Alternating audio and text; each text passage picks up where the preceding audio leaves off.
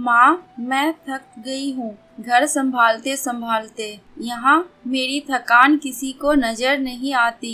कुछ दिन आराम करना चाहती हूँ। सोच रही हूँ कुछ दिनों के लिए अपने मायके आ जाऊँ। आते हुए अपने बच्चों को साथ ले आऊंगी। वे वहीं से स्कूल चले जाएंगे। आखिर एक ही शहर में ससुराल और मायका होने का कुछ तो फायदा मिले। नर्मदा ने फोन पर अपनी माँ से कहा। पार्वती जी ने दूसरी तरफ से कहा, हाँ बेटा, जब तेरी इच्छा हो आ जाना।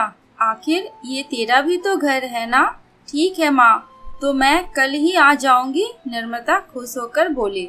हाँ बेटा, कल आ जाओ, मैं तुम्हारा इंतजार करूंगी। अभी मैं फोन रखती हूँ, मुझे मंदिर भी जाना है। कमला जी ने फोन रख दिया और सीधे किचन में गई। किचन में खाना बना रही बहू से बोली, अरे अनुपमा सुनो, कल तुम्हारी ननद आ रही है। आज बाजार जाकर फल सब्जी और मिठाइयाँ लेकर आना। बेचारी मेरी बेटी ससुराल में नौकरों की तरह काम करती रहती है और उस पर कोई ध्यान ही नहीं देता। यहाँ आएगी, कुछ दिन रहेगी तो उसका मन और तबीयत अच्छे रहेंगे। सास के मुंह से ऐसी बातें सुनकर अनुपमा का चेहरा उतर गया। वह मन ही मन सोचने लगी, काश आपको मेरी थकावट भी नजर आती। मैं भी दिन रात झाड़ू पोछा बर्तन खाना बनाना मार्केट जाना और हर वह काम करती हूँ जिससे हमारे परिवार वालों को कोई दिक्कत ना हो। काश आप मुझ पर भी ध्यान दे पाते। आपकी बेटी तो जब मन में आता है तब यहाँ आ जाती है, लेकिन मैं साल में एक बार ही अपनी माँ के पास जाती हूँ, तब भी आपको प्रॉब्लम होती है। मैं भी इंसान हूँ, मेरा भी मन है, मुझे भी लगता है अपनी माँ के पास जाकर थोड़ा आराम करूं, सुख दुख की दो चार बातें करूं, अपना मन हल्का करूं।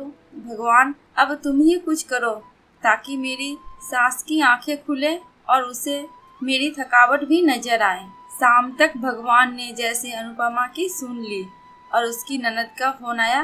ननद ने अपनी माँ से कहा कि उसकी सास ने उसे मायके आने के लिए मना कर दिया है, इसलिए इस बार वो नहीं आ सकती। पार्वती जी बोली, ऐसे कैसे मना कर दिया? पहले तो कभी वो तुम्हें आने के लिए नहीं रोकती थी, इस बार भला क्या हो गया? लाओ मेरी बात कराओ, उनसे मैं समझाती हूँ। नर्मदा ने फोन अपनी सास के पास दिया। पार्वती जी ने कहा, नमस्कार समधन जी, आपसे कुछ कहना था। समधन जी ने कहा, दरअसल नर्मदा कल त्योहार है, इसलिए अपने मायके आना चाहती है। अगर आप उसे भेज दे तो अच्छा रहेगा। नर्मदा की सास ने कहा, देखिए समधन जी, आपकी बेटी मायके जाकर रहे इस बात के लिए हमने उसे कभी नहीं रोका और इस बात से हमें कोई प्रॉब्लम है भी नहीं।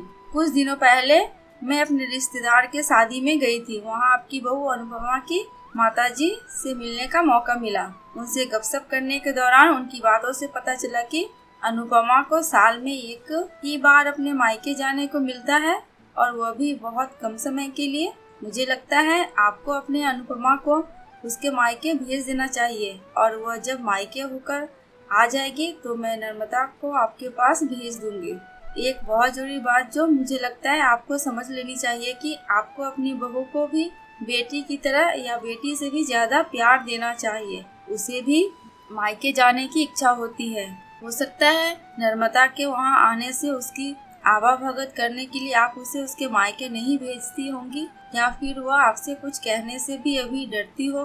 अगर आप उसको घर में ही कैद रखेंगी तो एक दिन ऐसा आएगा जब वह आपके खिलाफ बोलने लगेगी, फिर वह आपकी सुनेगी भी नहीं और जब चाहे तब अपने मायके जाएगी। ऐसी परिस्थिति आए, इससे अच्छा है कि आप ही कुछ बदलाव अमल में ले आए जिससे आपका रिश्ता और रिश्ते की मिठास खराब न हो। पार्वती को अपने समधन के हर एक शब्द में सच्चाई नजर आई। उन्हें महसूस हुआ कि उन्होंने अपनी बेटी के प्यार में अंधे होकर कभी भी अपनी बहू के मन का विचार नहीं किया। उन्होंने हमेशा ही अपनी बेटी को अपने बहू से ऊपर रखा।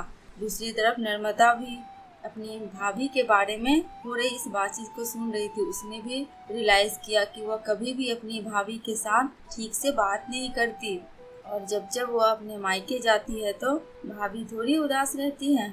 पार्वती जी ने अपनी बहू को बुलाया और उसे कहा कि अनुपमा कुछ दिनों के लिए नर्मदा नहीं आने वाली, इसलिए पहले तुम अपने मायके होकर आओ। यह सुनते ही अनुपमा का चेहरा खिल गया, क्योंकि यह पहली बार था जब उसकी सास ने सामने से उसे अपने मायके जाने के लिए कहा था। अगले दिन अनुपमा अपने मायके गई और इस बार 1-2 दिन नहीं, पूरे हफ्ते भर के लिए गई। अपने माँ बाप से, अपने रिश्तेदार से मिलकर आई और जब वह लौट कर आई तो उसका चेहरा खिला हुआ था, उसकी आंखें चमक रही थी। अनुपमा के आने के बाद नर्मदा भी अपने मायके आई और इस बार वह खुद सामने से अपनी भाभी से खुशी खुशी मिली और अच्छे से बात की। नर्मदा ने अपनी माँ से बात करके उन्हें भी अच्छे से समझाने में मदद की कि वे कहीं ना कहीं अनुपमा के साथ गलत व्यवहार कर रहे थे। दूसरी तरफ अनुपमा अपने ससुराल वालों के बदले रवैया से बहुत खुश थी। अब वह खुशी खुशी सबका ध्यान रखती और हर काम प्यार से करती। वह ध्यान रखती कि कोई भी ऐसी बात या काम ना करे जिससे घर में तनाव का माहौल पैदा हो।